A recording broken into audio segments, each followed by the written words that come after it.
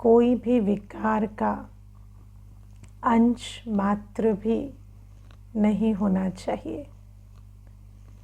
और बाबा आज हमें कहते हैं कि ये पवित्रता ही हमारे ब्राह्मण जीवन की पर्सनालिटी है। हम ब्राह्मण कैसे बनते हैं? देखो, बाबा हमें ब्राह्मण बनाकर, निमित्त बनाकर इतना विश्व कल्याण का ऊंचा कार्य हमारे द्वारा कराते हैं।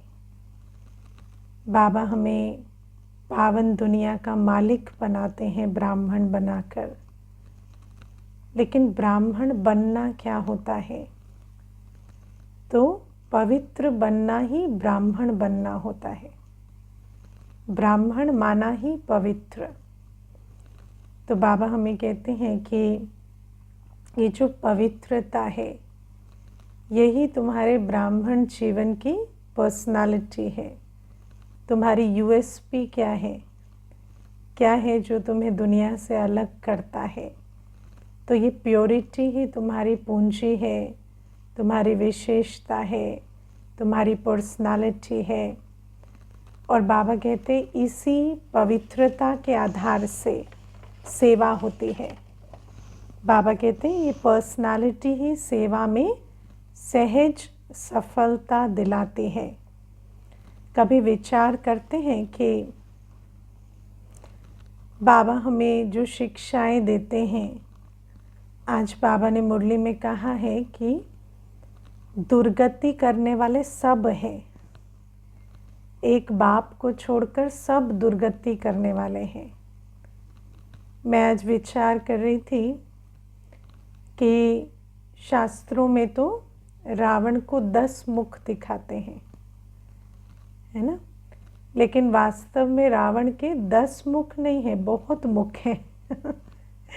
जितनी आत्माएं हैं इस दुनिया में, वो सब रावण के मुख हैं।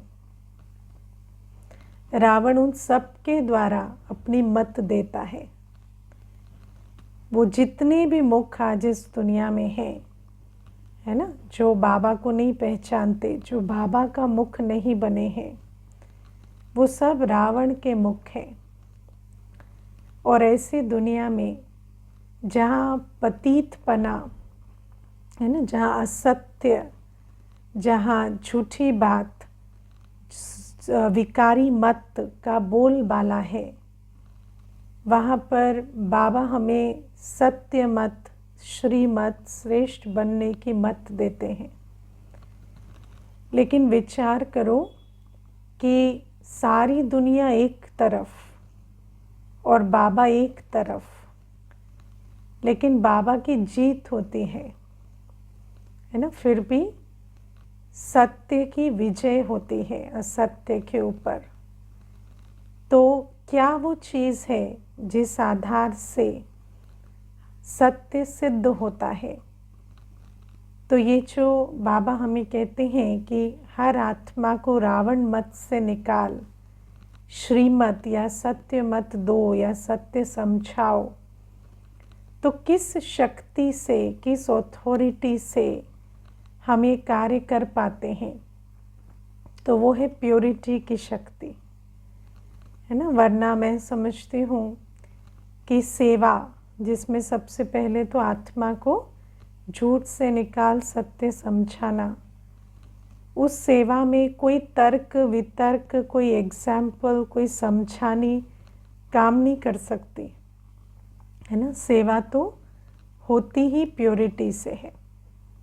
मैं कई बार ये बात सुनाती हूँ कि एक भाई आते थे तो रोज़ मुझे कहते थे, मुझे ना यहाँ जो समझाया जाता है वो थोड़ा ठीक नहीं लगता।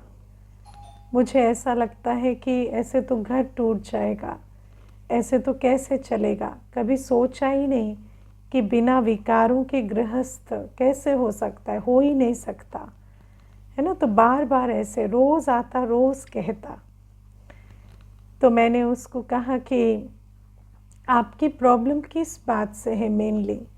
तो मुझे कहते ये जो प्योरिटी की बात है ना, ये मुझे नहीं समझ में आती है। हाँ, शांति की बात मुझे समझ में आती है, हैप्पीनेस समझ में आती है, लेकिन ये प्योरिटी मेरी बुद्धि में बिल्कुल नहीं बैठती। तो मैंने कहा आपको बात इतनी गलत लगती है, रोज़ गलत लगती है, फिर भी आप रोज़ आते हैं, क्यों? तो मुझे कहते मुझे यहाँ अच्छा लगता है, बहुत अच्छा लगता है। मैं यहाँ आता हूँ ना, तो मैं ऑफिस से जब थका हारा आता हूँ तो ऐसा लगता है जैसे मेरी बिल्कुल थकान दूर हो गई हो। यहाँ बैठता हूँ तो सुकून, आराम लगता है।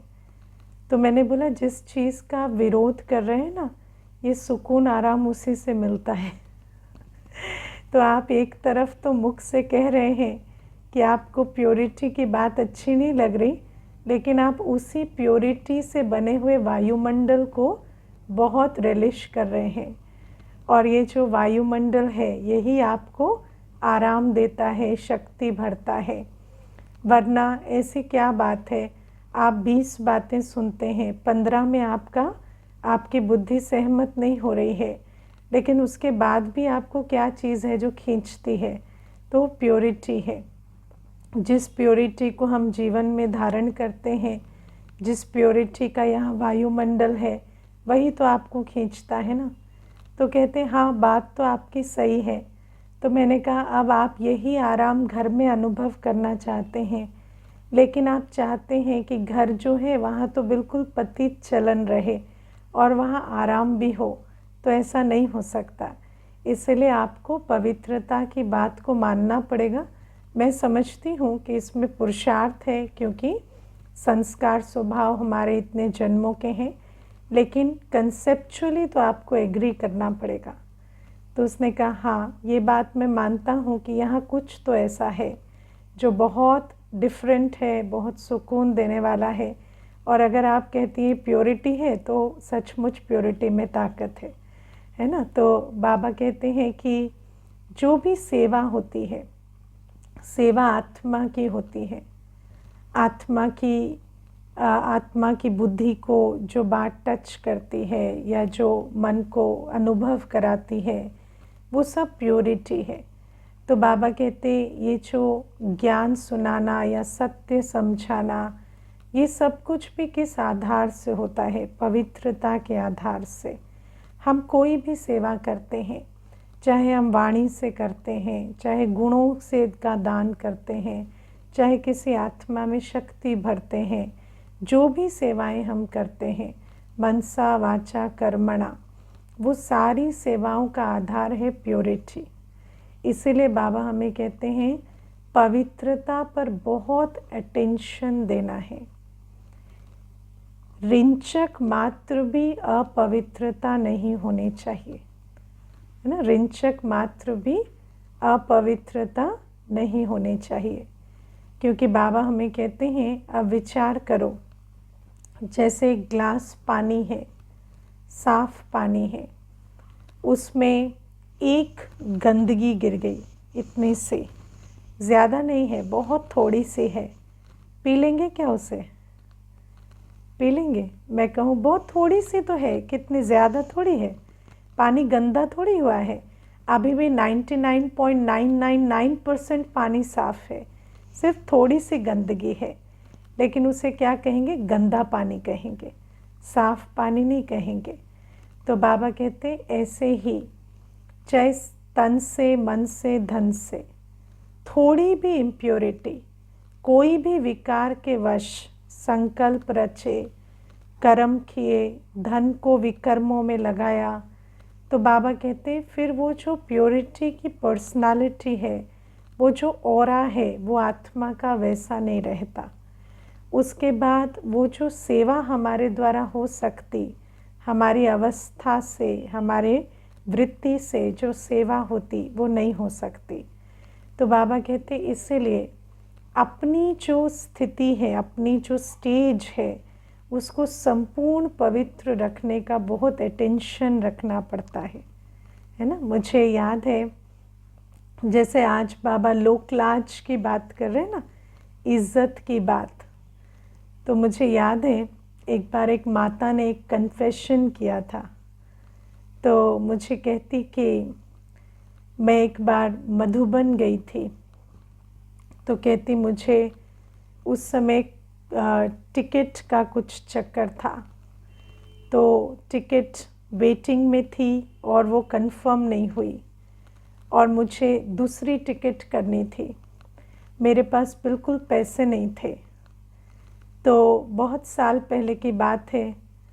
तो मैं उस समय क्या करती, तो मैंने क्या किया, और घर में भी कोई सहयोगी नहीं थे, तो क्योंकि सहयोगी नहीं थे तो उनको कहती कि आप पैसे भेजो, तो भेजते नहीं, वैसे भी वो परमिशन भी नहीं दे रहे थे। तो मैंने एक माता की बैग से पैसे निकाल लिए, है ना, ऐसे ही निकाल लिए कि बिना बताए। तो वो जो बात थी, तो वो आज बहुत सालों के बाद मैं बाबा के घर में बता रही हूँ, क्योंकि वो जो कर्म है वो मेरे दिल पर बहुत भारी रहा। तो मैंने उसको पूछा कि आपने मांगे क्यों नहीं, आप निकाले तो आप मांग लेते, चलो लौकिक में नहीं मांग सकते थे, लेकिन आप उस माता से मांग लेते जिसके पर्स से आपने निकाले। तो कहती कि मुझे ऐसा लगा कि वो क्या सोचेंगी, है ना, तो इज़्ज़त, है ना, जो आज बाबा कहते हैं ना कि कई इज़्ज़त के चक्कर में रहते हैं। तो लेकिन आप सोचो, बाबा ने एक मुरली में कहा कि इज़्ज़त इज़्ज़त करते करते रावण पूरी इज़्ज़त छीन लेते हैं। मनुष्य आत्मा क्या कहती है, मेरी इज़्ज़त ना चली जाए, मेरी इज़्ज़त ना चली जाए, और रावण पूरी इज़्ज़त ले लेते हैं ना। तो रावण क्या करता है, पूरी, जैसे आत्मा के अंदर, अभी आप विचार करो, एक कर्म के कारण इतने वर्षों तक वो बात दिल में रही। तो इसलिए बाबा हमें कहते हैं कि ये जो पवित्रता है, जब भी हम विकारों वश कोई भी कर्म करते हैं, अब ये तो आप देखो कि चोरी का कर्म जो बाबा कहते हैं, या झूठ बोलने का कर्म, कई बार इज़्ज़त के लिए झूठ बोलते हैं, है ना, बढ़ा चढ़ा कर कोई बात कह देंगे। कोई पूछेगा आप क्या करते हैं, कहाँ रहते हैं, तो कुछ ना कुछ बढ़ा चढ़ा कर कह देंगे, अपनी क्वालिफ़िकेशन भी झूठी बता देंगे, बहुत सारी ऐसी चीज़ें करते हैं। तो वो भी जो कर्म है वो आत्मा की ऑरा को इफ़ेक्ट करता है। झूठ, चोरी, लोभवश, मोहवश, देह अभिमानवश, ये जो इज़्ज़त वाली बात है, देह अभिमानवश, कोई मुझे छोटा ना समझे, कोई मुझे कम ना समझे, तो ऐसे जो भी कर्म करते हैं हम, ये कर्म में जाएगा, मनसा वाचा कर्मणा, है ना। तो ऐसे कर्म करते हैं, तो इस कर्म से हमारी जो पूरी जो प्योरिटी की पर्सनालिटी है, जो हमारी ऑरा है, वो ख़राब हो जाती है। हमारे अंदर वो रूहानियत की ताकत नहीं रहती। तो बाबा इसीलिए कहते हैं कि, और फिर बाबा जो हमारे द्वारा सेवा कराते, जो हमारे द्वारा अनेकों को साक्षात्कार कराते, वो नहीं करा सकते। देखो, दुनिया में इस बात को बहुत महत्व देते हैं कि कोई क्या सोचेगा, कोई देख ना ले। लेकिन मैं तो ऐसा समझती हूँ, जो मैंने इस ब्राह्मण जीवन में देखा, कि आपने जो देखा अपने कर्मों को, उसको तो आप स्मृति से हटा ही नहीं सकते। जो भी बातें श्रीमत के विरुद्ध की हैं ज्ञान में आने के बाद, मैं आपको बताऊं, चाहे पहले ही वर्ष में की हो, नहीं भूल सकते उन बातों को। नहीं भूल सकते कि बाबा का बनने के बाद, इतनी पालना लेने के बाद ये विकारी कर्म किए हैं। और आप विचार करो कि जिस आत्मा की स्मृति में है कि मैंने ये विकारी कर्म किए हैं, उसकी कॉन्शियंस उसका साथ नहीं देती, उसकी दिल गवाही नहीं देता कि मैं ईश्वरीय संतान हूँ, अधिकारी हूँ, है ना। तो बाबा इसीलिए कहते हैं कि विकारों के वश कोई कर्म नहीं करने हैं, कोई संकल्प नहीं रचने हैं।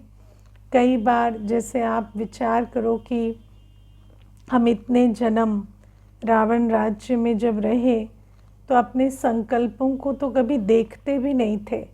मुझे याद है जब मैं कोर्स कर रही थी तो मुझे बहन ने पूछा कि आपने पिछले 1 घंटे में क्या क्या सोचा, तो मैंने उसको ऐसे देखा जैसे उसने कुछ बड़ी अजीब सी बात पूछ ली हो कि अपने संकल्पों को देखता ही कौन है, ये किस तरह की जगह है, ये क्या बोल रहे हैं। तो कभी हम सोचते भी नहीं थे कि संकल्पों को भी देखना होता है, यह संकल्प हम रच रहे हैं तो उसके प्रति अवेयर होना होता है। और जब हम शुरू शुरू में पुरुषार्थ करते हैं तो बहुत अटेंशन देते हैं, लेकिन फिर धीरे धीरे कभी अटेंशन कम भी हो जाता है। तो बाबा कहते हैं लेकिन देखो, जैसे कहते हैं ना कि भले आप अटेंशन दो या ना दो, लेकिन कर्म की गति तो ऐसी है कि जो कर्म बन रहा है वो तो बन रहा है। और बाबा कहते हैं कि चाहे ईर्ष्यावश, चाहे द्वेषवश, चाहे क्रोधवश, चाहे क्रिटिसिज्म वश, चाहे जजमेंट वश, चाहे किसी भी विकार के वश हमारे यदि संकल्प चलने लगे हैं तो वो धीरे धीरे क्या कर रहे हैं, हमारी प्योरिटी की पर्सनालिटी को ख़राब कर रहे हैं, हमारी ऑरिक फील्ड को डैमेज कर रहे हैं। हमें मालूम भी नहीं पड़ता। मनुष्य तो देखो अपने प्रति इतना अनअवेयर होता है कि शाम को अपने आप को पूछता है, घर में आकर बोलता है पता नहीं आज सारा दिन कुछ किया नहीं, थक कैसे गए, है ना। तो मनुष्य को तो स्थूल ऊर्जा का भी पता नहीं चलता कि किन बातों से उसकी फिज़िकल एनर्जी लो हो गई। तो विचार करो कि उसको मेंटल एनर्जी, स्पिरिचुअल एनर्जी का तो क्या ही पता लगता होगा कि सारे दिन में मेरी जो ऑरा है उस पर कितना प्रभाव आ गया है। तो बाबा हमें कहते हैं कि जो विकारों वश तन मन धन मन वचन कर्म सारे चलते रहते हैं, ये हमारी प्योरिटी की पर्सनालिटी को बिगाड़ते हैं। तो बाबा हमें कहते हैं दोनों बातों पर पूरा पूरा अटेंशन देना है, भरने पर भी और लीकेज ना होने पर भी, है ना। तो बाबा कहते ये तो ऑफ कोर्स है कि हमें बाबा की याद में रहना है, अमृत वेले अच्छा बाबा की याद से अपने अंदर पवित्रता का बल भरना है, सब कुछ करना है, मुरली में श्रीमत लेकर सारे दिन अटेंशन रखना है। लेकिन सारे दिन में भी तन मन धन कहाँ जा रहा है, तन से क्या कर्म हो रहे हैं, मनसा में क्या चल रहा है, धन कहाँ लग रहा है, ये सारी बातों पर बहुत अटेंशन देना है, क्योंकि इन सारी चीज़ों का प्रभाव हमारी प्योरिटी की पर्सनालिटी पे होता है और सेवा स्थिति से होती है। जितना आपके अंदर पवित्रता की अवस्था है उतना उतना सेवा बाबा आपके द्वारा करता चला जाता है। तो बाबा इसीलिए कहते हैं कि पवित्र बनने पर बहुत अटेंशन देना है। फिर आज बाबा हमें कहते हैं कि हिम्मत का एक कदम है ना, तो 1000 गुना बाबा की मदद। अब हिम्मत किस बात में, है ना। तो जब भी कोई पेपर आते हैं, है ना, कोई भी बातें आती हैं, परिस्थितियाँ आती हैं, पेपर आते हैं, तो उसमें सबसे पहले क्या होता है, माया हमें बाबा की याद से और स्वमान की सीट से घसीट के निकाल देती है ना। सीधा माया स्वमान से नीचे ले आती है और बाबा की याद की तार तोड़ देती है। सबसे पहले माया क्या करती है कि बाबा की याद और स्वमान ये दो चीज़ों को ख़त्म कर देती है ना। भय ले आएगी, आकर्षण ले आएगी, माया फंसा देती है हमें। और माया हमारा जो सोर्स है, मुरली, योग का टाइम, है ना, प्योरिटी, जिनके आधार से हमारा स्वमान या बाबा की याद एक रस रहती है, उस सोर्स से हमें दूर कर देती है। तो मुरली मिस हुई, योग मिस हुआ, पवित्रता खंडित हुई, है ना, तो या सेवा नहीं कर रहे, तो इन सारी बातों से क्या होता है, हमारा स्वमान नीचे चला जाता है, बाबा की याद नहीं रहती। तो हिम्मत किस बात में दिखानी है? तो हिम्मत इस बात में रखनी है कि कुछ भी हो जाए, मेरी दिनचर्या श्रीमत प्रमाण रहे, और कुछ भी हो जाए मेरे अंदर कमज़ोर संकल्प ना आए। मैं अधिकारी आत्मा हूँ, मैं श्रेष्ठ आत्मा हूँ, ये संकल्प बदल कर कमज़ोर संकल्प, क्या होगा, कैसे होगा, कैसे चलेगा, ये ना हो जाए, वो ना हो जाए, वो बातों में माया जो खींचने की कोशिश करती है, तो उनमें हिम्मत हमें दिखानी होती है। हिम्मत किस बात की? हिम्मत, पहले हिम्मत को समझना है। तो इसमें बहुत हिम्मत लगती है, बहुत मनोबल लगता है कि हम अपने संकल्पों को शक्तिशाली रखें, हम बाबा की याद में स्थित रहें फिर भी, और अपनी दिनचर्या को इंटैक्ट रखें। जो हमारी जो श्रीमद् बाबा ने हमें दी है समय के प्रति और संकल्प के प्रति, उस श्रीमत को हम एकदम पक्का रखें। और बहुत एफर्ट लगता है जब माया तंग कर रही होती है, तो बार बार उस तरफ का जो प्रवाह होता है वो हमें खींचता है, कमज़ोर संकल्पों में, आलस्य अलबेलेपन में, या थोड़ी हताशा निराशा में, जहाँ वो दिनचर्या डिस्टर्ब हो जाए या जहाँ पर हमारी स्थिति ऊपर नीचे हो जाए। लेकिन बाबा कहते हिम्मत दिखाकर स्वमान की सीट पे बैठो, अपना डिसिप्लिन मेंटेन करो, बाबा की याद में रहो, और जितना ये कर लेंगे, बाबा कहते फिर तो मैं आ जाऊँगा, है ना, तुम बस इतना करो, फिर मैं आ जाऊँगा, फिर बात ऐसे छू मंत्र हो जाएगी।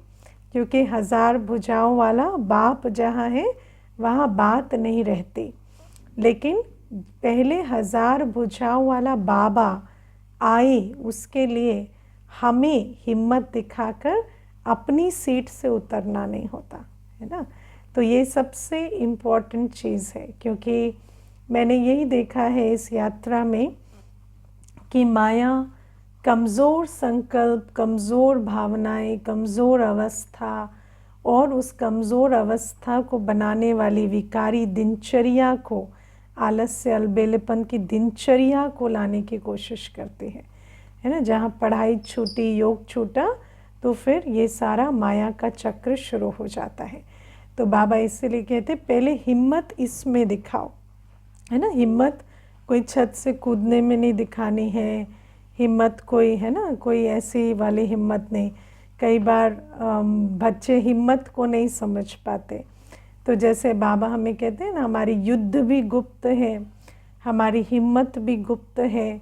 ये कोई वो वाली हिम्मत नहीं है जो दुनिया में लोग दिखाते, सांप के बिल में हाथ डाल दो, हम में बहुत हिम्मत है। नहीं, नहीं डालना है क्यों डालना है?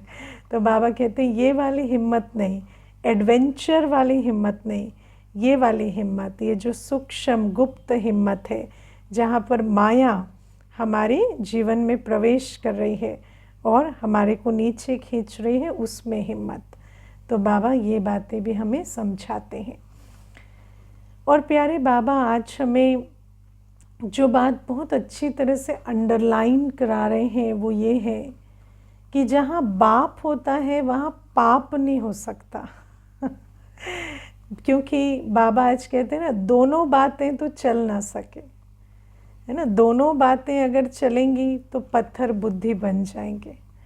तो ये जो दोनों बातें चल ना सके, ये बात शायद भक्ति में कभी हमने सोची नहीं, क्योंकि भक्ति इतनी इंटरेस्टिंग है कि पूजा, भक्ति, भगवान को पुकारना, याद करना, प्लस पांचों विकार एक साथ चलते रहे, है ना। तो पांचों विकार में भी जाते रहे।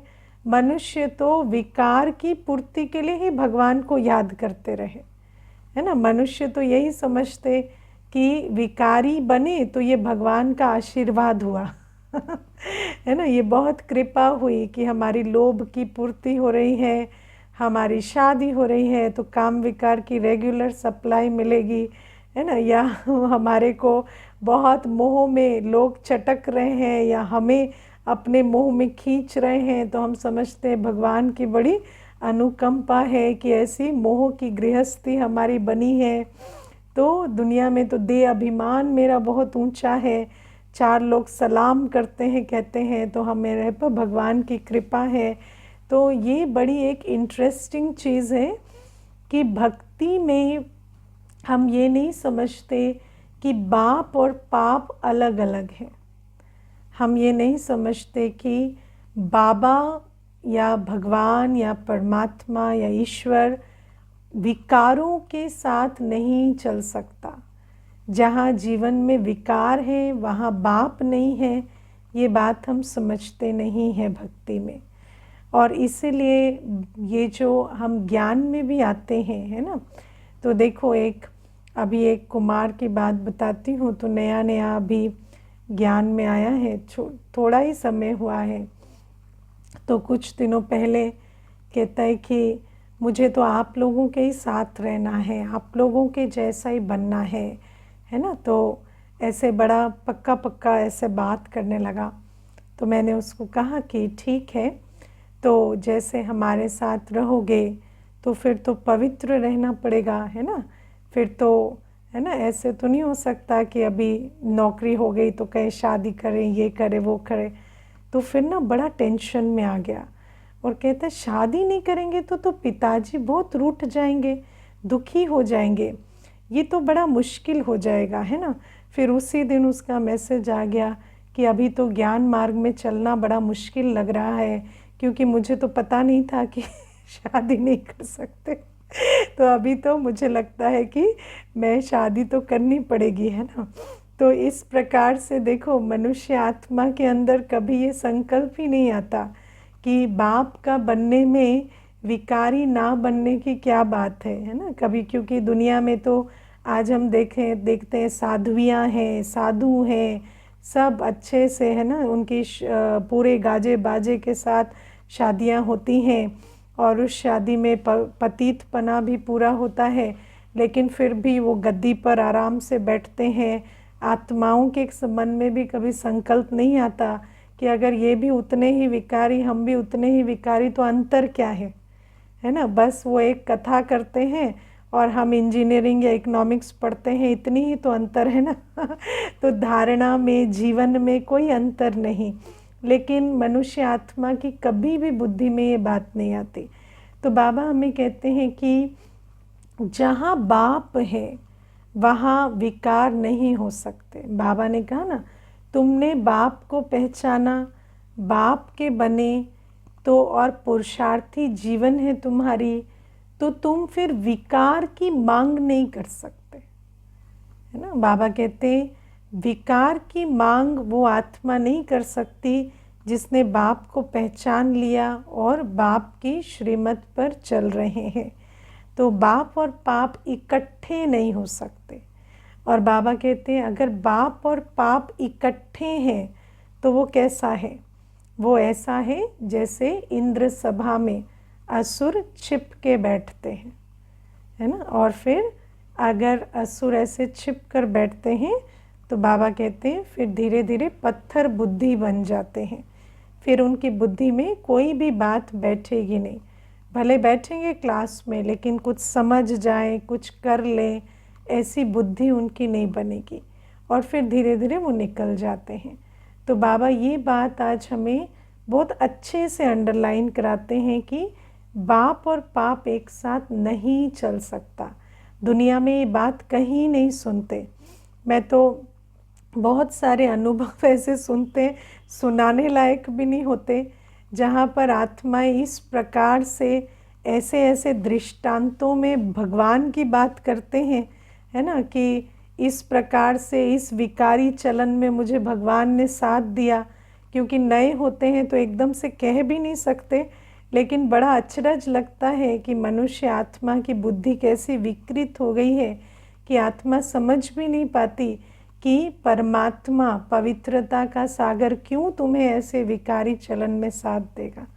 तो लेकिन ऐसे, और अपने को बहुत भाग्यवान कह के भी ऐसी कथाएं सुनाते हैं। तो बाबा हमें कहते हैं कि इस प्रकार से ये बाप और पाप एक साथ नहीं रह सकते। और बाबा हमें इसीलिए आज कहते हैं कि जब हमें निश्चय हो जाता है कि ये बाबा है, और जब हम योगी बनते हैं, योगी माना जिसका बाप से योग है, तो जो योगी होता है उसको सद्गति मिलती है। वर्षा, बाबा ने हमें उस दिन समझाया था ना कि बाप से क्या मिलता है, वर्षा, गति, सद्गति का वर्षा, है ना। तो दुनिया में भगवान की भक्ति तो 63 जन्मों से चली आई है, लेकिन आत्मा दुर्गति को क्यों पाती है? क्योंकि वो भगवान की भक्ति करते हैं, लेकिन ना बाप को जानते हैं, ना मानते हैं, ना उसकी श्रीमत पर चलते हैं। और बाबा कहते हैं जब बाबा को पहचान लें और बाबा की श्रीमत पर चलें तो दुर्गति नहीं हो सकती, सिर्फ सद्गति होगी। आत्मा सुख शांति की दुनिया के लायक बनेगी, आत्मा मुक्ति, जीवन मुक्ति की अधिकारी बनेगी। लेकिन बाबा कहते ये जो निश्चय है कि यही बाबा है, और ये जो बाबा है ये मुझे गति सद्गति देने वाला है, और ये जो मुरली है ये श्रीमद् भगवानुवाच है जिससे मेरी गति सद्गति होगी। जब आत्मा को ये निश्चय हो जाता है तब उसे कहेंगे ये योगी आत्मा है, इसका यथार्थ योग बाबा से है, इसकी बुद्धि श्रीमत प्रमाण चल रही है। और ऐसी आत्मा को प्राइज़ क्या मिलती है? ऐसी आत्मा को प्राइज़ मिलती है मुक्ति, जीवन मुक्ति। और जो दूसरी आत्मा है भोगी, जिसका बाबा से योग नहीं है, वियोग है, जो पतित पने विषय वैतरणी नदी में गोते खाती है, सारी दुनिया क्या कर रही है? विकारों में गोते खा रही है। तो जो भोगी आत्मा है उसको गति सद्गति नहीं मिलती, उसके दिन प्रतिदिन दुर्गति होती है ना। तो ऐसा समझेंगे कि हम तो आज भी इंद्रिय सुख में हैं, कल भी थे, बहुत अच्छी जीवन चल रही है, लेकिन धीरे धीरे उस आत्मा की दुर्गति हो रही है। और सिर्फ अभी की दुर्गति नहीं, अभी तो बाबा आ गया है ना, तो अभी का कर्म आगे भविष्य पूरे कल्प का कर्म बना रहा है।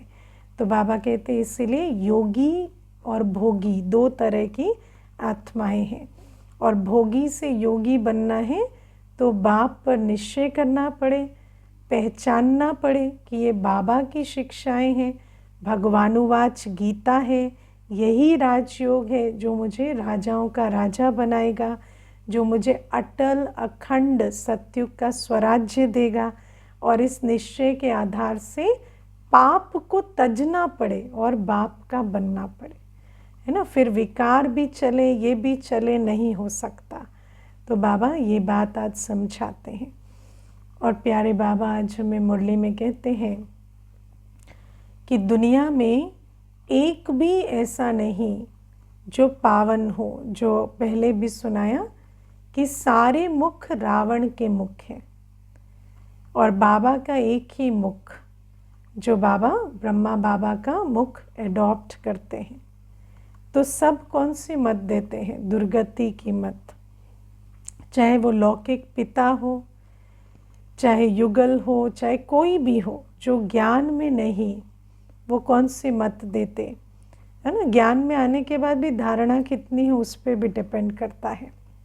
लेकिन अगर ज्ञान ही नहीं तो चाहे कोई भी हो, कितना भी खून का रिश्ता हो, लेकिन है कौन? रावण मत वाला, और वो तो देंगे ही रावण मत। तो इसलिए बाबा कहते हैं एक बाप ही पतित पावन है, और एक बाबा से ही सुनना है, और यही बाबा से सुनकर बाबा की श्रीमत पर चलने से ही हम पावन दुनिया का मालिक बनेंगे। और बाबा कहते इसमें इज्जत के चक्कर में नहीं पड़ना है ना। मुझे एक किसी ने मैसेज किया था कि मैं ज्ञान में चलने लगी तो मुझे मेरे ऑफिस में किसी ने कमेंट मार दिया, तो मैंने ज्ञान छोड़ दिया है ना। और उसके बाद अभी कई वर्षों के बाद फिर से कोर्स किया। तो आप विचार करो कि ये जो इज़्ज़त का चक्कर होता है ये कैसा होता है, कितने सारे पाप कराता है ना। क्योंकि हम बाहर की इज़्ज़त प्रोटेक्ट करते हुए वास्तव में जिस श्रीमत से आत्मा की इज़्ज़त बनती है उस श्रीमत को ही छोड़ देते हैं। तो बाबा कहते हैं इन चक्करों में नहीं पड़ना है, कौन क्या सोचते हैं, कौन क्या कहते हैं, क्योंकि विकारी आत्माएं तो इसी बात से खुश होंगी कि आप विकार में गोते खाओ। वो तो उसी की वाहवाही करेंगी जो रावण मत पर चलेंगे, है ना। तो बाबा कहते इसीलिए इस चक्कर में नहीं पड़ना। दूसरा बाबा कहते नष्टो मोहा भी बनना पड़े, क्योंकि अगर विकारी के साथ मोह है, पतित के साथ मोह है, तो फिर उस मोह की डोर से वो आपको भी खींच के अपने जैसा बना देंगे, है ना। मैं अभी एक माँ और बेटी ज्ञान में चलने लगे दोनों, तो माँ जो है वो बड़ी मान शान की भूखी है ना, हर चीज़ में मान शान चाहिए उसको। तो मान शान की शायद उसको कमी लगी, है ना, क्योंकि यज्ञ में तो क्या है, स्वमान है, कोई ऊपर से मान देने वाली बात नहीं है। तो उस प्रकार से वो अपने ही संकल्पों के जाल में जैसे मूंझ गई। और फिर बेटी जो है उसको क्लैरिटी है, उसको ये भी समझ आता है कि मेरी जीवन अगर बनेगी तो यहीं से बनेगी, लेकिन फिर भी मोह ऐसी चीज़ होती है कि गलत रास्ता चुन लेते हैं। तो वो भी बाप को छोड़कर, है ना, पारलौकिक बाप को छोड़कर लौकिक माँ के साथ हो गई, ठीक है। और लौकिक माँ की तो जीवन पूरी हो गई है, उनको क्या करना है, उनको तो यही खेल खेलते रहने हैं। लेकिन वो जो कन्या है उसकी जो जीवन आगे है, वो जैसे अभी देखो आगे क्या होता है, आगे हो सकता है कि सद्बुद्धि आए, लेकिन फ़िलहाल के लिए तो वो रुक गई। तो बाबा इसीलिए कहते हैं कि ये जो मोह का चक्कर है ये बड़ा खराब है, और मोह ही जीतता है। जहाँ मोह होता है वहाँ और कुछ नहीं जीतता, इसलिए पहले नष्टो मोहा होना बहुत आवश्यक है ना। और प्रश्न है, दीदी, it takes time to clean up internally and stand by ourselves to become complete नष्टो मोहा, right? In beginning for some time योग and भोग go together, right? Is that not okay too? हाँ, बाबा कहते हैं देखो हम सब अभी यात्रा पर हैं, लेकिन ये जो बाबा हमें शिक्षाएं दे रहे हैं, ये शिक्षा जितनी हमें समझ आ रही है उतना हम पुरुषार्थ करते जाएं। शुरू में तो ऑफ कोर्स है कि पूरी अवस्था जमेगी नहीं, लेकिन कम से कम कंसेप्चुअल क्लैरिटी हम लेते जाएं और मेहनत करते जाएं उस दिशा में, है ना। और ये जो अननेसेसरी गिल्ट नहीं है ना, लेकिन गिल्ट कैसा, जो आपको प्रेरणा दे आगे ठीक करने के लिए है ना। तो जब लगता है कि ये गलत हो रहा है तो उसको ठीक करें, बस उस बोझ को क्रिएट करके दुखी होना, वो वाला गिल्ट नहीं। तो ये भी ध्यान रखना है। ओके, ओम शांति।